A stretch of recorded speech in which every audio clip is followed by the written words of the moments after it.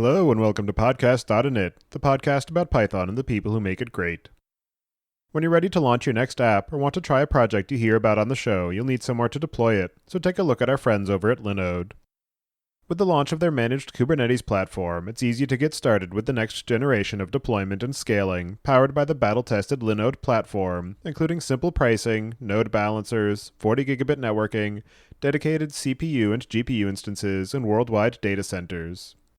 Go to pythonpodcast.com/linode, that's Linode, today and get a $100 credit to try out a Kubernetes cluster of your own. And don't forget to thank them for their continued support of this show. Your host, as usual, is Tobias Macy, and today I'm interviewing Idit Levine about what developers need to know about service-oriented networking and her work at Solo on the Gloo project. So, Idit, can you start by introducing yourself? First of all, thank you so much for having me. I'm Idit Levine. I'm the founder and CEO of Solo. Most of my life worked as a software engineer, so I'm very, very technical. Most of my career worked as cloud-focusing engineering. I worked in cloud before cloud was called cloud. Before that, we call it virtualization. So that's where I was. And then when all the new stuff started in the cloud, or the cloud native technology started, I was there from the beginning. So that's who I am as a technologist. And I started Solo, honestly, to have an amazing environment for engineers to work at. After I worked in a lot of companies, and I thought that we can make something that would be funner for people to work with. So that's basically why I started Solo. Hopefully it's helpful. And do you remember how you first got introduced to Python? Actually, when I was in college, I did 2 major degrees. One of them was computer science, and the other one was actually so it's basically biology. And it was called a degree that's called computational biology. So, Python would become very, very strong back then on the biotech industry. So that's where I actually got introduced to it from the first day. And I was doing a lot of projects that related to bioinformatics and computational biology with Python. So that's where I started, basically get to know that language and wrote some cool code there.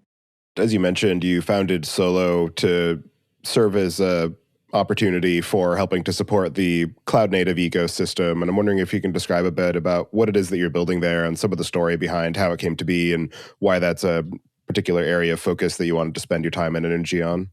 So as I said first, I wish I could say to you that it started from an idea. Honestly, Solo did not start because of an idea. It seriously was me working in a few startups that got acquired, and then worked in a big company, just felt that we can do it better. So basically the idea was, I felt that we can manage that better, be more optimized, no politics. It's just like, this is a technology, that's what it should be about. I started Solo as that position. And then when I looked at the market, it was like end of 2017.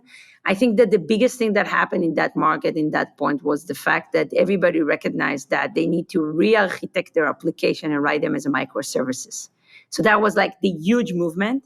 And I think that also people basically kind of like starting, like you could guess that Kubernetes will be the winner, platform that they will want to run on.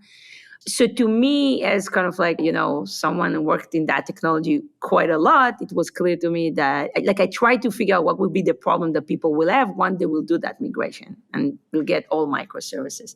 And the thing that I basically realized is that, it's pretty simple. If you have one big binary, you cut it into small pieces, that's great. But somehow these pieces need to, let's call it glue somehow together, right?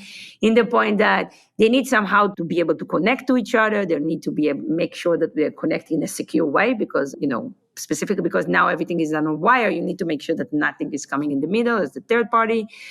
And also, honestly, like just observability by itself became a big problem because there's so many microservices. You don't even know when the request path kind of like where it's it. So how can you go and, for instance, collect all the logs? Where are the logs? Or, in general, observability become a very, very big problem. How do you debug that, right? And I think that that's basically the problem that I kind of like looked at. So when I looked at the market themselves back then, I did notice that there is other people who's trying to solve that problem. And specifically, they call that technology service mesh. There were only 2 platforms back then or projects that basically tried to attract that. One of them is Linkerd, who came, it's called Buoyant, but it's basically the founder are Twitter people. They came from Twitter. The other one is Google trying to basically, together with IBM and Lyft, kind of like create their own version of service mesh. So that was the end goal of the company. It was clear to me that that's going to be something that exactly will solve the problem, though If you looked at those implementation, you will discover that they really were new and they weren't ready, right? There were a lot of like decision choice, and honestly, it were more like a POC than actually a real product. So it was clear to me that that will be the solution to the problem that I want, but it also was clear to me that it will take a while until the market will get there. So in order to do this, what we did is we basically started as we tried to figure out what will be this piece that I can take and focus on it until the market will get there, but I can sell right now, right? Because I'm a startup, somehow I need to sell. I don't think that my investor will appreciate if I will tell them, just wait 4 years and I will give you a customer. So basically what I bet on is the proxy. And specifically, it was Envoy proxy. It was the most mature piece there, like it was running already in production on Lyft. I really like a lot of this functionality of this. It was very, API driven. There were a lot of, like they have these things called filter chains, so you can kind of like customize that. So I felt that this is really, really interesting piece. And the most complex one, because it's C++, async. I knew that this is something that if we will own it, when Service Mesh will get everywhere, that will be a big piece for us. So I basically took the proxy and tried to figure out which market can we attack. And we basically started by attacking the API gateway market. We looked at that market and we saw that there is quite a lot of, it's a very mature market. Everybody using API gateway, you have to, right? Basically. Right now, if everything is microservice, you probably even need it more. But the problem with this is that there weren't any innovation whatsoever in that market. So like while we kind of like changing the word, cloud native, eventually consistent, declarative, and so on, we looked at the market of API gateway. The only thing that they changed is the messaging. Now it's an API gateway for microservices. That's the only change, right? Nothing in the software changed. So I basically said, that's definitely not the API gateway that I want to run in production. And I took basically Envoy and built API gateway the way I will want to run it, which is, as you said, like, eventually consistent and declarative and CRD based in Kubernetes and so on. So you don't need active Cassandra cluster and so on. So basically that's where we started. So it's Gloo. Now it's called Gloo Edge. We open source it. It's an open source project. There's a lot of people using it, which is amazing. Like, honestly, like you're probably using it every day. So it's pretty insanely.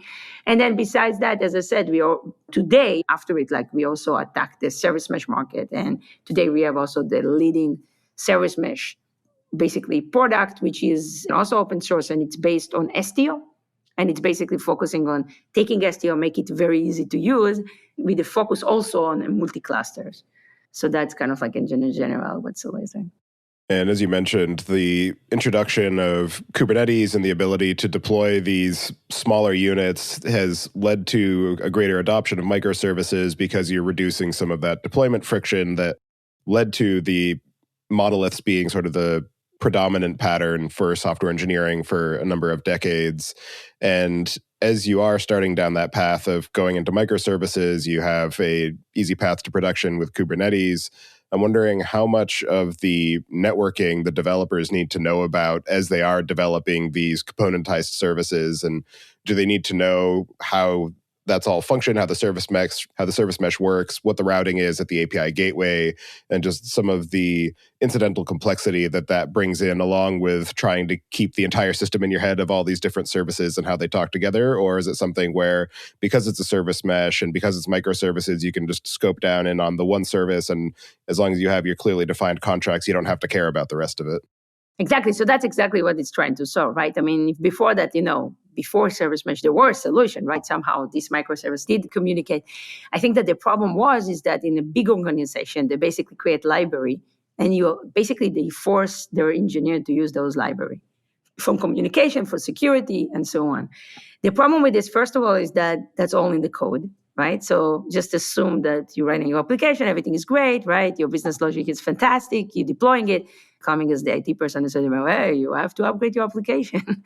I need you to support that library. That's pretty annoying, first of all, right? And also, honestly, then you need to do a new deployment and so on, which is totally unnecessary. You didn't change anything in the basically business logic. So why do you need to do that? So I think that that's also risky, because what if the engineer honestly forgot to include that library? There is a lot of risk around that. And I think that's exactly what the service mesh is trying to do. Honestly, as an engineer, you shouldn't worry about this stuff. Just assume that it's happening. So as an engineer, honestly, you don't have to be familiar with it. What is the details, how the communication should work, how the security working and so on. I think that that's something that we can abstract for the engineers if they are not interested in. And honestly, I think it's also giving some insurance to the CISO of the world or the IT people that they need to know that this is being enforced. And instead of them like physically enforcing it and make sure that the engineer didn't forget, and if the engineer forget, and they need to look at and just process that, it's very, very unique. We basically abstract that. And I think this is really beautiful. Basically abstract that from the business logic. So now you're only in charge of the business logic of the application, which is what probably everybody want to do. And then we put basically the proxy, the sidecar next to it.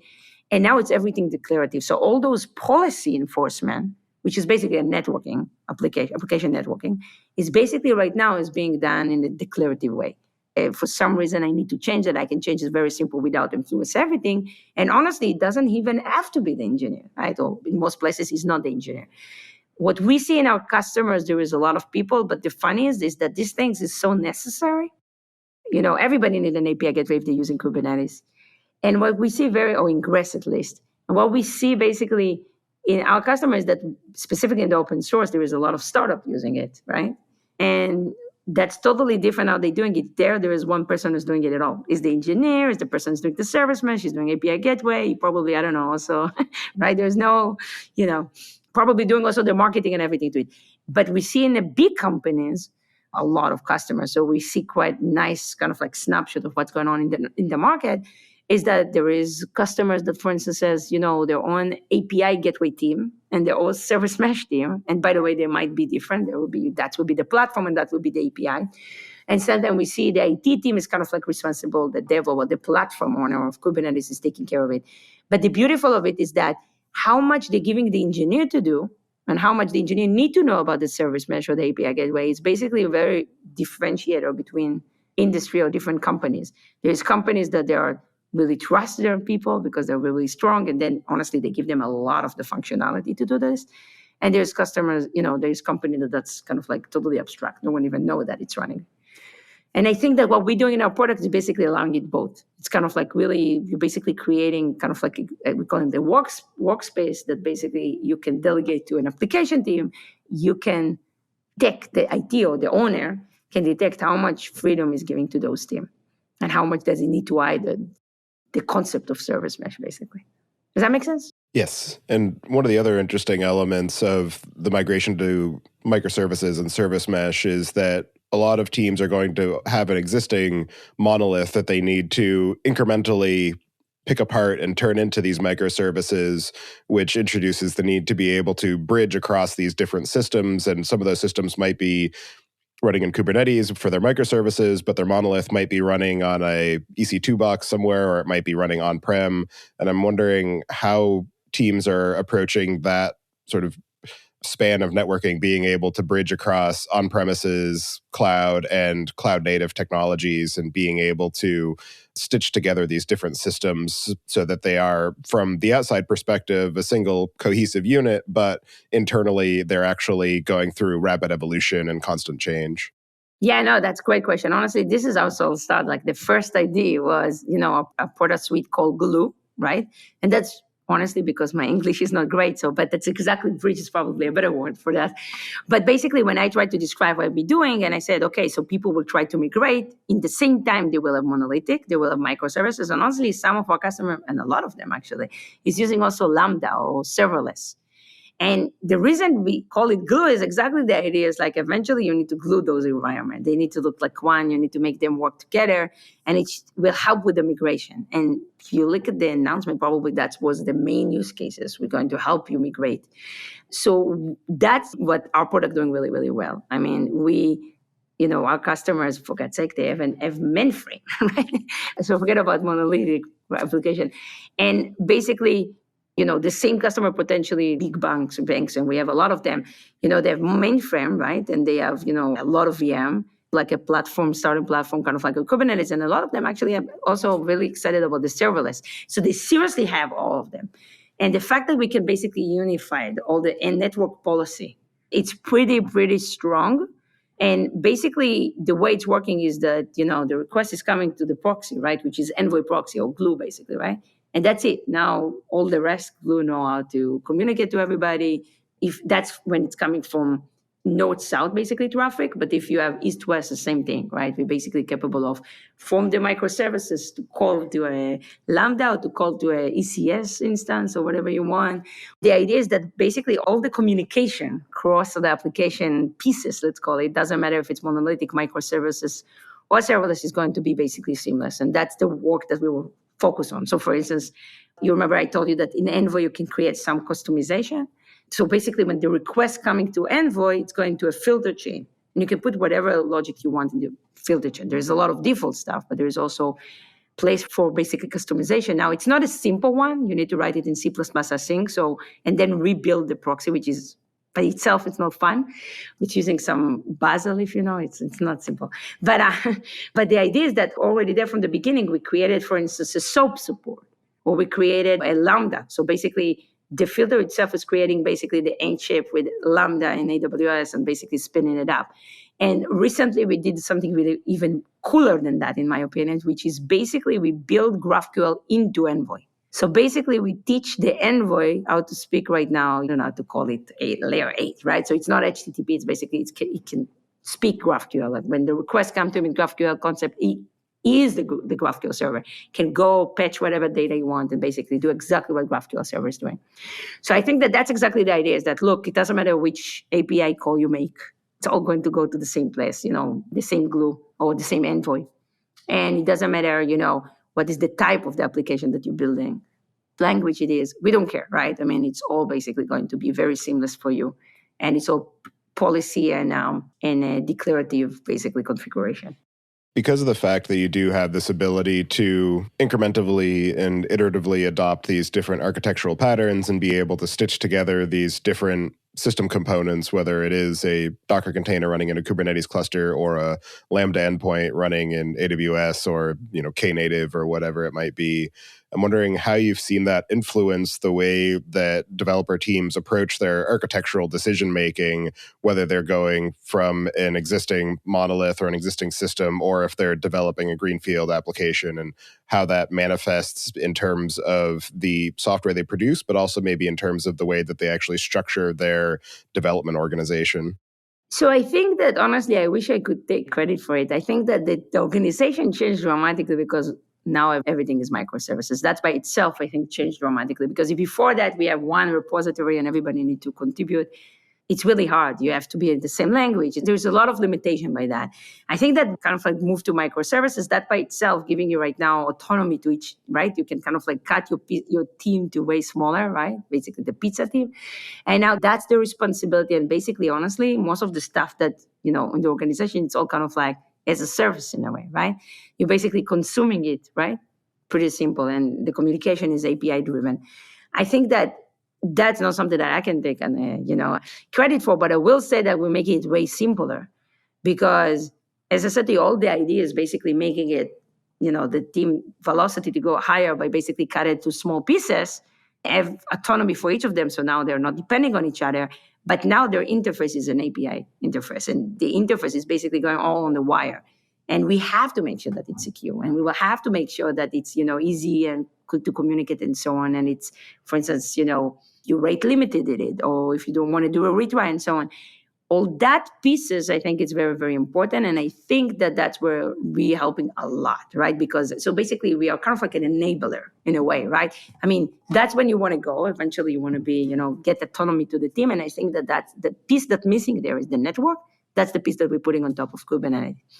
And I think that completing Kubernetes is pretty, pretty good. And I think that, as I said, because the interface that we're creating on the networking, on the declarative is relatively, and as I said, if everybody wanted to get to a point that there is an autonomy to the team and they can go very fast, we also need to take care of the piece of how they're going to communicate to each other. And I think that that's exactly the piece that we are focusing on. So I think it's enabled a lot of team. But I think they already started to structure the team a little bit different before. It's just working very nicely with our model. So we're lucky. One of the potential downsides of having these systems broken apart across multiple services is that it does add some overhead in terms of the network communications, where if it's all in-process communication and you're just dealing with function calls in a language runtime, it can be much faster. But as you start to bridge across these different service boundaries, you pay the cost of TCP or UDP and encryption and all of the different sort of network protocol overhead. And I'm curious how you've seen teams make that decision about which components need to be in process and communicating as high speed as possible and which ones can afford to pay that network overhead. I think that honestly, here's what we see. So first of all, yes, there is those team that, there is those workload that is not going to run on with service mesh because they need to be extremely fast. We're working on this. So we will actually going to do some enhancement that eventually I think will solve all those problems. Also in high critical, environment, when you need the speed, it will be very, very cheap to run service mesh. I think that honestly what we see, and as I said, we have a huge simple flag in the point that we have a lot of customers and a lot of open source users who can see it a lot. Here's what we're hearing with most of our customers. They have some budget. Let's say that is 5 milliseconds, something like that. That's what they're willing to pay for it. Now, as long as it is below that number, honestly, they do not care. If it's above, it's a problem and we need to solve it. The thing that they do care once it's under that threshold is basically about a feature, right? They want to do crazy stuff in the network because they feel that now they're basically on the network. They can do a lot of crazy stuff. I don't know, read, write, rate limiting, and add this header, and get those metrics that maybe I couldn't see before, and so on. So I think that that's actually what we're hearing from them. So again, first of all, they're starting with, hey, we have to be under that threshold. And honestly, that's a reasonable one with service mesh is totally handling well, so it's not a problem. And then the next one is, please give me more feature. I want to do this and I want to do that. And please give me this option and that option. It's very strange. Go connect to this system, verify this, then go back, open policy agent and so on. So it's very interesting to see how people kind of leveraging it. But that's what we see. And as I said, for everything, like service mesh is being used in everywhere. No, it shouldn't. I can tell you that at the beginning when service mesh started, so there were basically those two modes. One mode is basically as a sidecar, and the other one was as kind of a library. And honestly, the library just never catched. I mean, people ideally just want that, ideally if they could have nothing and the application could be influenced by nothing, that would be the best kind of outcome. As I said, it's just defeating the purpose. If you're putting libraries, that's exactly what we want to prevent of doing. So it's just not working really, really well. But again, we don't getting a lot of pushback. And as I said, we have a lot of customers that are running a lot of stuff in production. It's worth the price, basically, because you're getting so much powerful, so much observability, so much, features and security, MTLS, right, which is, kind of like zero trust networking, which is really, really important to organization, more than the too little hope, relatively cheap. The other interesting element of these service-based systems is being able to actually manage the development of a single component and then hook it into the rest of the running system during your development process to make sure that you can do integration and end-to-end testing. And I'm wondering how you've seen development teams approach that sort of mirroring of the network topologies for their local environments, or being able to bridge their local environments into a running pre-production system to be able to verify that the feature changes that they're making are actually going to maintain consistency with the rest of the overall architecture. That's a great question. Well, we see most of our customers definitely in the big organization, right? I mean, I don't know, think about the most usable credit card, or, that we seriously have a very, very big accounts that honestly you're probably using every day. So, you can't be down. I mean, it's very, very drastic. And, when you're just pushing configuration, honestly, you cannot be down. It's very, very critical because people will lose, we're basically taking over all the network. If the network is down, basically everything that you wrote is down, right? It's very, very dangerous. So the way that we see people doing is that, first of all, the use of GitOps is very, very important. So basically everything is going to a pipe. So you're pushing the configuration to your basically a GitHub account or whatever you're using. It's basically running through a CI/CD and basically build it and deploy that. But first you're starting by deploying it in the development team, right? Then you're doing the same thing with your testing, and then you're doing it on staging. And only then, after really stress the seed and make sure that it's dramatically good, then you're moving this configuration, basically applied on the production environment. Usually when you're doing this, everybody kind of like sit down like this and make sure that it's not going to fall. But that's something that people doing. So again, they're testing it a lot before it's coming. I will say that we have also young customer, startups and so on, and they sometimes, can from the laptop kind of like push it, which is very, very dangerous. But they are. So in terms of the development life cycle, we're trying to mimic as much as we can. There is a lot of CI/CD here, right? That basically is in creating a cluster and putting the application there and the technology on top of it and pushing configuration and making that it's good. There is a huge Swiss, kind of like a testing pipeline that is very, very useful. That's what we see. And it's not always cheap. I know that a lot of the stuff, we did a lot of optimization for our pipeline, because if you wanted to actually test it all, honestly, sometimes it's getting to the point that, I think 1 month we basically pay something like 100K. And I said to them, what? Right? So it's pretty, pretty big. So you need to figure out how you optimize that, how you, parallel the work, how do you, and so on. So there's a lot of optimization that should be done. Yeah, but besides that, there's some interesting tools that maybe can help that in the future. I don't know if you saw that. It was just announced by Dagger, who is basically the founder of Docker. And I think that what he's trying to do is that way, that it would be basically as seamless as you can to run your pipeline on your local machine as well as there by leveraging Q. It will be interesting to see. Absolutely.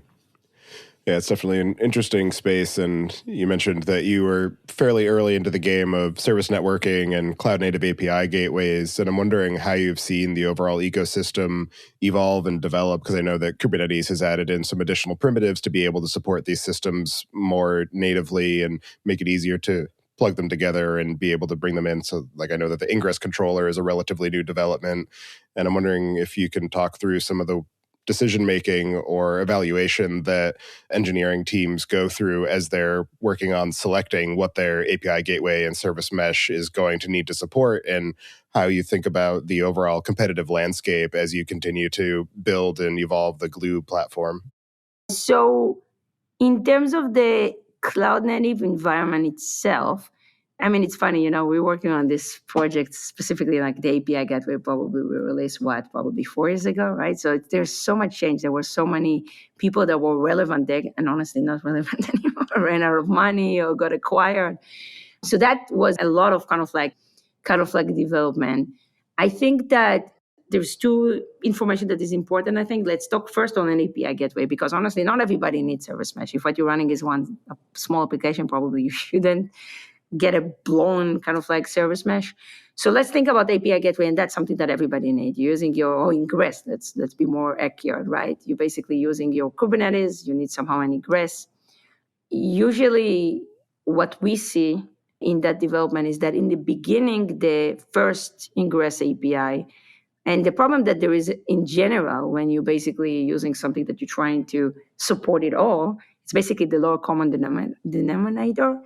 And I think that the first ingress for Kubernetes controller was pretty honestly not useful. We supported it, but we also had an API by ourselves that was more robust. And what we saw is that almost everybody basically were leaning to the API gateway, mainly because they needed more functionality to what the ingress could offer. It was very, very slim. So that's where it was on the beginning. I think that, and specifically, if we're talking about Solo, I think, or Gloo, I think one of the things that was strong for us is what Solo is really good at is choosing the right technology. If you look at the technology that we actually based on, 5 years ago, we bet on Envoy, right? Back then it was so new, Nginx and HA proxy was the leader. So by understanding that technology is very solid and you wanted to choose that, I think that's something that helped us a lot. So today, Envoy proxy is the de facto proxy. This is what everybody should run and want to run, and for a good reason, right? It's an open source project that there is a huge community around it. It's not a company-based, right? We contributed to it, but Google too, and a lot of other vendors. And therefore, it's also was built way different than Nginx and HA proxy. I think that HA proxy, there is this notion that you need to bring the configuration to them and then do auto restart. And that's not a big deal because usually the configuration is not changing a lot, but that's true on the old architecture. But now when your microservices and stuff is going up and down and you're pushing, release probably every few minutes, that's not going to work. Those changes need to, auto restart and basically restart the proxy is just really, really expensive and doesn't make any sense. I think what Envoy is very good at is, first of all, the fact that it's API driven, so you don't need to auto restart it. I think the other side, as I said, is that you can customize that. Is very great in performance. It's a huge community, so a lot of innovation is happening there. For instance, we wanted to figure out how we can extend the proxy in a good way, but by making sure that it's easier because not everybody want to write C++ async and use Bazel. And we took Wasm as a technology and basically edited that support for Envoy. So now you can build kind of like an Wasm model and basically dynamically load it to the proxy, and now you can write whatever logic that you want. So I think all those innovation is only happening in Envoy.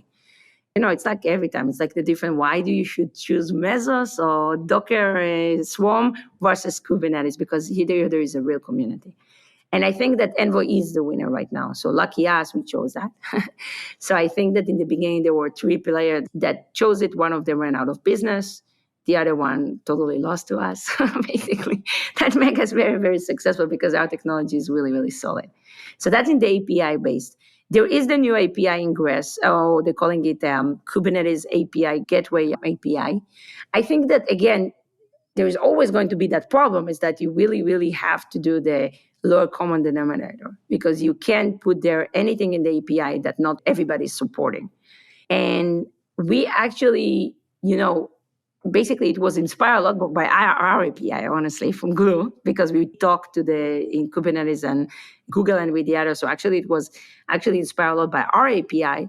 I think that the only difference is that when you're looking at the API of the API gateway, there is 2 weaknesses right now that there is that first of all, as I said, you have to have the common denominator. So everything that is outside that scope, the API is not that, need to do an extension. It's not really friendly, let's call it, in terms of the user. And the second one is the fact that it's not common to multi-cluster at all. And for us, it was very important because we're running a huge environment with a lot of clusters that it's very important to our customers and our user. So that's kind of like that. I still think that it's done really well. And, that's something that we will support as well. But yeah.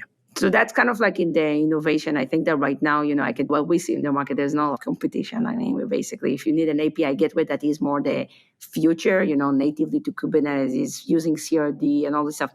Honestly, Gloo is the best by far. It's also very mature right now. It's running huge environment and huge scale.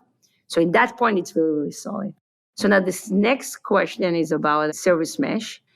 And service mesh specifically was as it adds on to Kubernetes and not part of Kubernetes, because theoretically Google was the one who started it there, right? Or specifically STO, right? They didn't build it into Kubernetes. And the reason is because it's always was purpose that it's not going to be only for Kubernetes workload. And if that's the case, it doesn't make any sense that it will live there because it's also going to run, VMs and and serverless and everything else. And that's why it's kind of like its own entity, right? Which I think it should stay like this.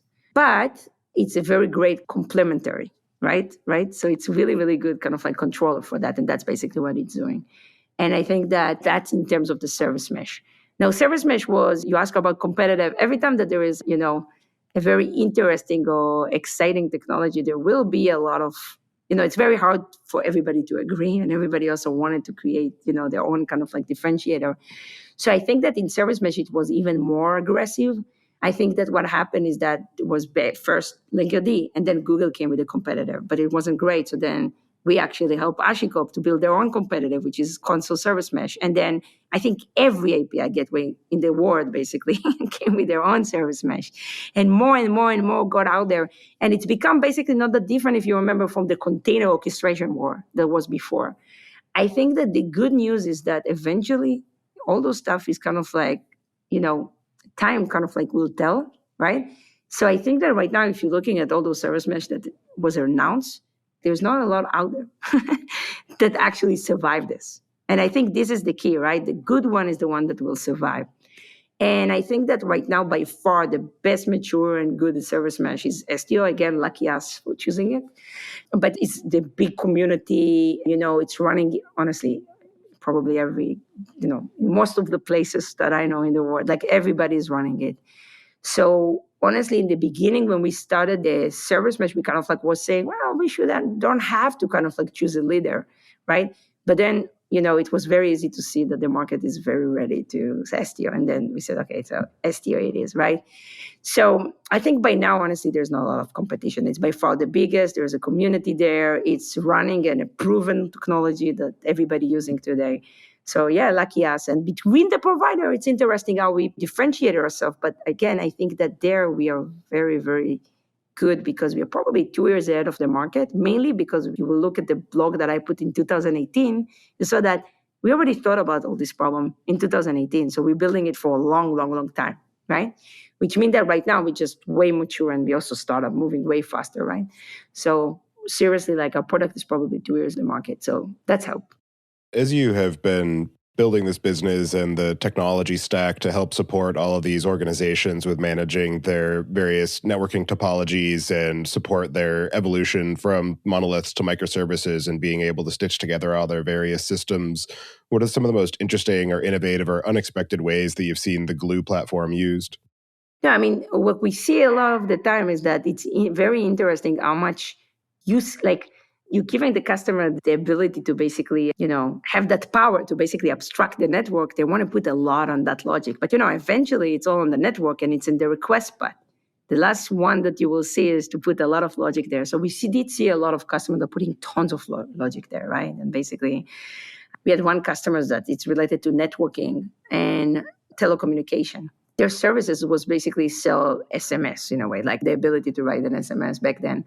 And all the logic of, what is the account property that the customer buy was basically managing the gateway. There weren't any logic in the application itself. It was all rate limited and so on, basically, authentication and rate limiting on the gateway, which is pretty unique, right? So your code is not changing, it doesn't matter, and everything is being forced on the gateway.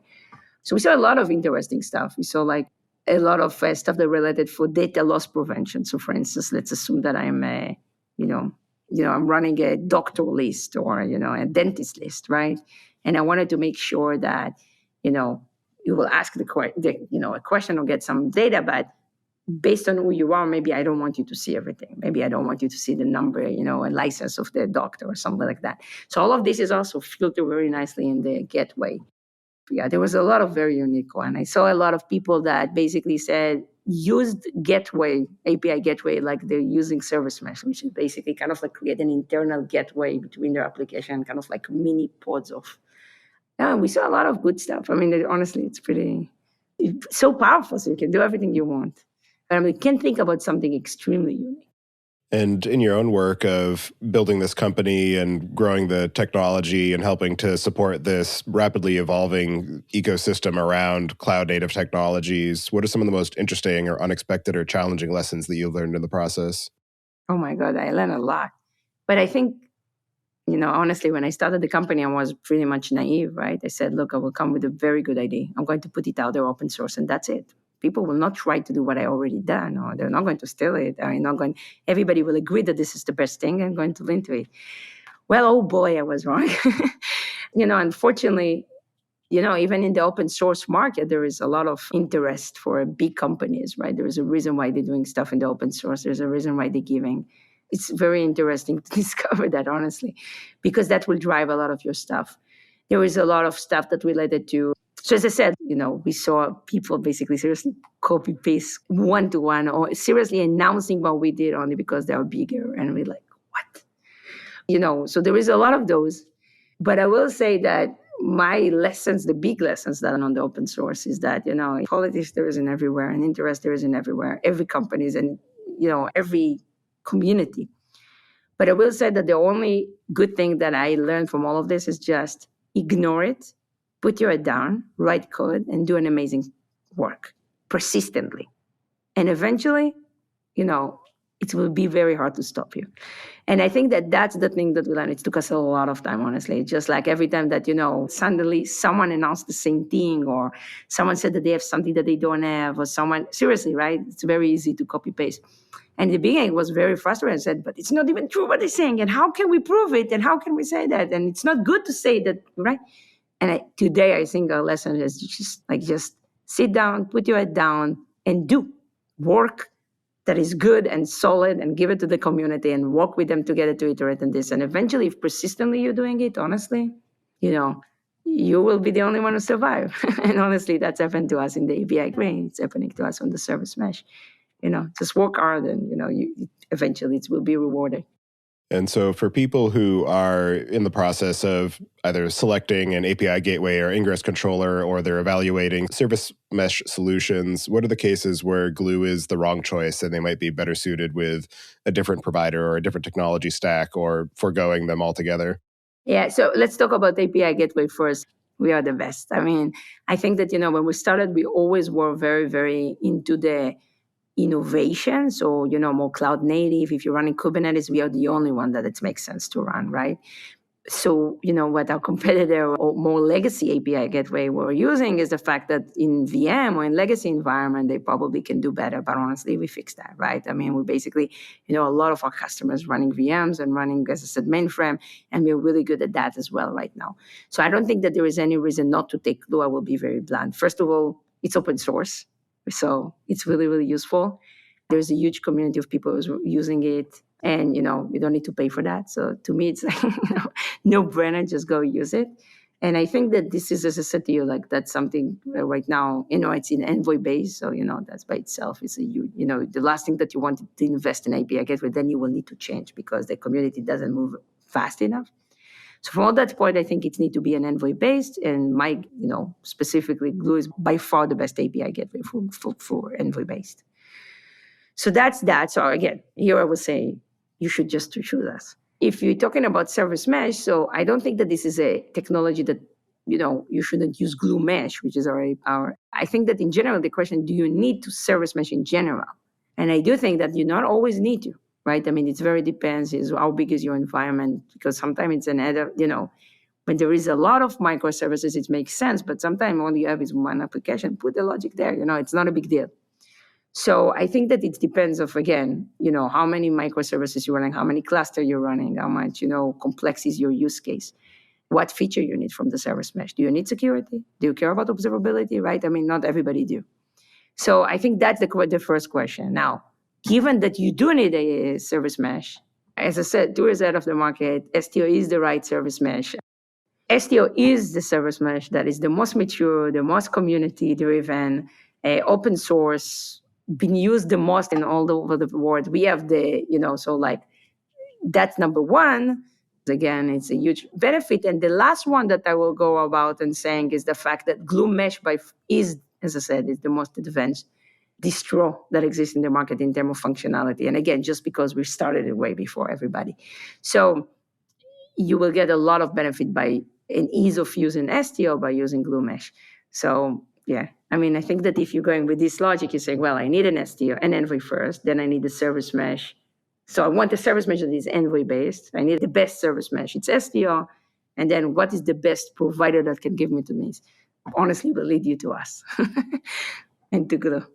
And as you continue to build out the business and the platform for enabling all of these different service topologies and networking capabilities, what are some of the things you have planned for the near to medium term, or any areas of focus that you're particularly interested in digging into? Yeah, so there's a lot of stuff that we're doing. Honestly, the interesting stuff is how we build a product. And the way we're working is we basically, first of all, as an open source community, that's very helpful because we're getting a lot of feature and requests from them. And we also have a lot of customers, and those customers, each of them has a Slack channel. And basically, the product today is so robust because that's what the customer asks. So when I'm looking at stuff that we have right now on the list, I mean, again, it very depends on the product. If we're looking at Gloo Edge, it's really stuff that related to, maybe API monetization, that kind of stuff, better performance. One of the things that is very important, as I said, is always stability and resilience. No matter what, it cannot go down. So that's stuff that we're putting a lot of focus on it. In the beginning, it's funny because when you have a lot of customers using it, you will find some edge cases that you didn't even think about that. So I think that's really, really critical for us. I think that in the service mesh, honestly, there is a lot more work that can be done, right? I mean, first of all, it's less, mature because it's younger. And second of all, because honestly, it's more powerful. So there is way more stuff we can do.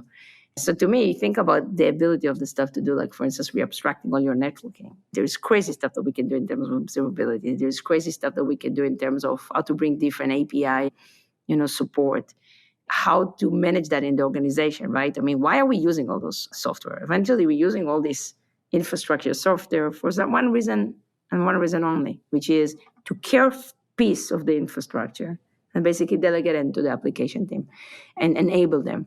And I think that there is a lot more work to do to basically make it stay. Again, we're doing some work in Gloo, but I think in general, there's way more work that we can do to enable more services. Extensibility is a big piece that is very important to us. We also really focusing right now on, honestly, now when there is such adoption, right? There's no more question if people need it or what is the one that they need. They need STO. I think that now we can work a lot on make STO better. And better specifically in terms of performance, better in terms of, type of architecture that you can think about, so we're leveraging eBPF below the service mesh. And I think that can help us a lot to basically get a better observability, even security, right? More on the layer 4, as well as speed and, like latency and so on, which I think it's a lot of our customer care. So I think that's something that we can do with eBPF, but there's also stuff that we can do with the way we basically place the proxy and, kind of like ability to maybe virtualize the sidecar and so on. So there is a lot of stuff that we're basically looking on and focusing on. I think that, listen, I mean, what's fun about open source is the fact that there's always new technology and this ecosystem is so fast growing and interesting that honestly, it's just having fun. It's always there's something new to do. Are there any other aspects of the work that you're doing at Solo and on the Gloo platform or the overall ecosystem of API gateways and service mesh and application networking that we didn't discuss yet that you'd like to cover before we close out the show? So one thing that I think that if you remember on the beginning of the podcast, what I said is basically that the reason I built this company, it wasn't about the ID. It was about the culture that I think that I can apply on the company. I personally was a very, very frustrated engineer. And the reason I was frustrated engineer is because honestly, what was really, really important to me as an engineer is a few things. And honestly, it was in that order. Number one is, to be challenged. Number two is to be, heard, right? It was really important that people will listen to what I'm saying. I felt that I really, really wanted to make an impact. Of course, I wanted to be paid well and, the people appreciate what I'm doing. I think that when I started Solo, one of the things that was very important to me is that, and I think that a lot of these things is sometimes you can't do in a company because, they're not sharing with you the data. So I basically, when I was looking on my leadership before, I always said, what are they doing, right? Because it looks like they totally doing the wrong thing. The thing is that what is very, very important is that a lot of the reason that they did this thing that they did, when I was always looking at leadership, I said, why are they doing what they're doing? It doesn't make any sense. And I was very frustrated about the way they, direction that they're going. And honestly, I think that I was totally wrong there. They did went to the right direction. And I think that the problem was that they never shared with me all the data.